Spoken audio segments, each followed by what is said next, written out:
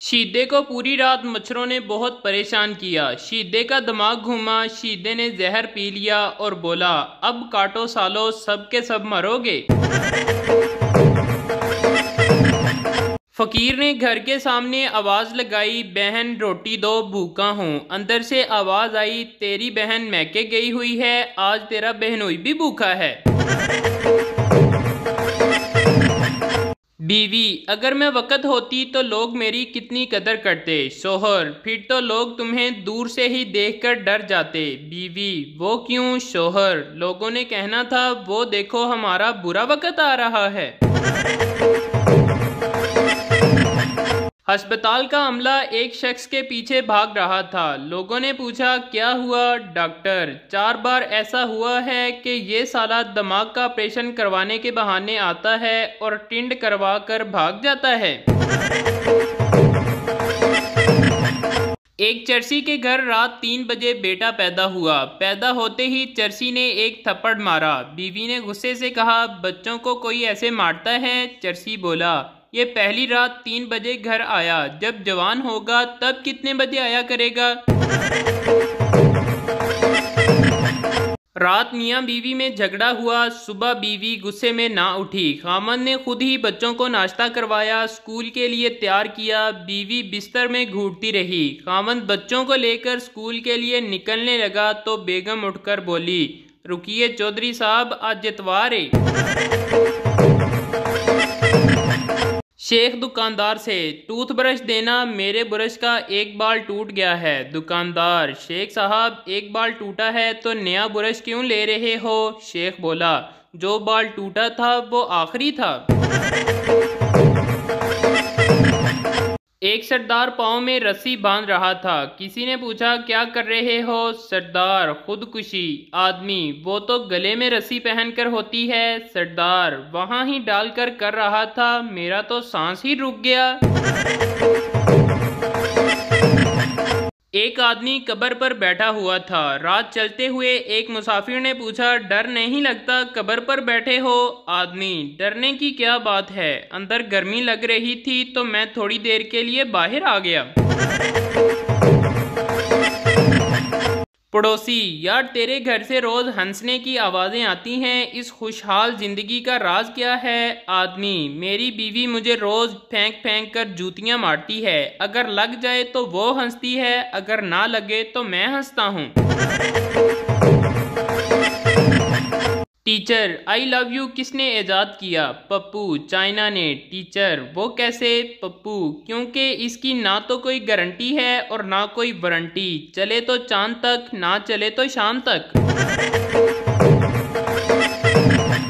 एक आदमी 500 का नोट लेकर बैंक गया। कैशियर ने बोला, ये जाली नोट है। आदमी बोला, जमा मेरे अकाउंट में होगा, आपको क्या तकलीफ है। मासी, मालकन मुझे 10 दिन की छुट्टी चाहिए। मालकन, तू 10 दिन छुट्टी पर जाएगी तो तेरे साहब का खाना कौन बनाएगा, इन्हें दवाई कौन देगा, इनके कपड़े कौन धोएगा, इनका बिस्तर कौन लगाएगा। मासी ने शर्माते हुए बड़े प्यार से कहा, मालकन अगर आप इजाज़त दें तो मैं साहब को साथ ले जाऊं। शेख मरते वक़्त, बेगम तुम कहाँ हो। बेगम, आपके पास। शेख, और मेरे बच्चे कहाँ हैं। बेगम, वो भी आपके पास खड़े हैं। शेख, तो फिर साथ वाले कमरे का पंखा क्यों चल रहा है, बिल ਤੁਹਾਡਾ प्यो देगा। ट्रेन में एक मच्छर चाइनीज के हाथ पर बैठा तो उसने उसे पकड़कर खा लिया। फिर एक और मच्छर बराबर में बैठे हुए पाकिस्तानी के हाथ पर बैठा तो पाकिस्तानी ने मच्छर पकड़ा और चाइनीज से बोला, 50 रुपए में खरीदेगा क्या। मिरासी का बेटा, अब्बा मैंने सुना है कि माँ बाप को देखो तो बहुत सवाब मिलता है। बाप, कुत्ते दिया पुत्रा, जिस तरह तुम छुप छुप कर देखते हो इस तरह गुनाह मिलता है। एक सरदार अपने घर की बिल्ली से तंग आकर उसे कहीं छोड़ आया। घर आया तो बिल्ली इससे पहले घर पहुंच चुकी थी। वो बिल्ली को फिर कहीं दूर छोड़ आया और घर फोन करके पूछा, बिल्ली घर पहुंच गई है या नहीं। बीवी ने कहा, पहुंच गई है। सरदार बोला, इस कमीनी से बोलो मुझे आकर ले जाए, मैं रास्ता भूल गया हूँ। फकीर मैनू खाण वास्ते कुछ दियो। शेख कल वाला सालन खा लेगा। फकीर हाँ खा लवांगा। शेख चल फिर मेरा पुत्र कल नू आवी। ये उस दिन का वाक़या है जब अब्बा जी ने मुझे बहुत मारा कूटा था। हुआ कुछ यूं था कि अब्बा जी ने मुझे बिजली का बिल जमा करवाने भेजा और मैंने उन पैसों से लॉटरी का टिकट ख़रीद लिया जिसमें गाड़ी इनाम में रखी गई थी। जब घर पहुंचकर अब्बा जी को सूरत हाल बताई तो बहुत मार पड़ी, लेकिन अगले दिन जब सुबह सुबह सब सोकर उठे तो दरवाजे पर खड़ी गाड़ी देखकर सबकी चीखें निकल गईं। सबसे ज़्यादा मेरी चीखें बुलंद थी क्योंकि गाड़ी वापडा वालों की थी जो मीटर काटने आई थी और अब्बा जी ने फिर दोबारा मुझे कूटा। पठान एक घर में चोरी करने गया। तिजोरी पर लिखा था तिजोरी को तोड़ने की ज़रूरत नहीं, स्टार 440 लगाओ और सामने वाले लाल बटन को दबाओ, तिजोरी खुल जाएगी। जैसे ही बटन दबाया अलार्म बजा और पुलिस आ गई। जाते वक्त पठान मालिक मकान से बोला, खुदा का कसम आज इंसानियत से मेरा एतबार उठ गया है। मैं अकेला बैठकर न्यूज़ सुनूं तो आलू महंगे हो गए, पेट्रोल महंगा हो गया। जब अब्बू के साथ बैठकर खबरें सुनूं तो रिक्शे वाले की बेटी ने बोर्ड में टॉप किया है और फिर अब्बू की एक नज़र मेरे पर और दूसरी नज़र जूती पर। अफसोसनाक खबर, लाहौर में 17 साला नौजवान ने जेब खर्च ना मिलने पर पंखे में रस्सी डालकर उसे नीचे उतारा और कबाड़ी को बेच दिया। शेख साहब ने अपनी नई कार दफ्तर के बाहर रोकी। अभी इसने कार का दरवाज़ा खोला ही था कि एक ट्रक ने ऐसी ज़ोर की टक्कर मारी कि कार का दरवाज़ा दूर जा गिरा।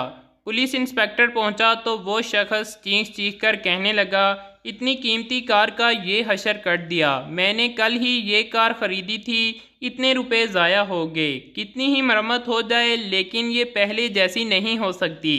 इंस्पेक्टर ने कहा, मैंने आप जैसा आदमी पहले नहीं देखा।